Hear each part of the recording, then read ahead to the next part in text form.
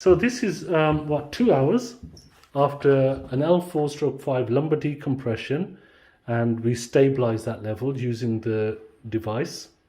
So L4/5 decompression, stabilization, 2 hours afterwards. You've still got the drain that will stay in. Did you have to do any more work in there? Or yes, just had to clean it all up, yeah. but just at that level. Yeah. How do you feel right now? Fantastic.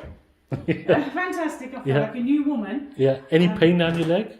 Nothing at all. It's really so good. Quite different. I feel a little bit stiff here. In the back? But nothing. After 4 years, that's gone. Yeah. I don't think you realise how bad it is until it's better. Yes, like yes. a toothache. I know. But if this carries on like this, I am so pleased, and it was the right. How about thing your to do. posture? I feel more upright. Straighter, yes. Yeah, and I feel as though I want to. Actually, you can leave your mask off. It's fine. Is that Yeah, okay?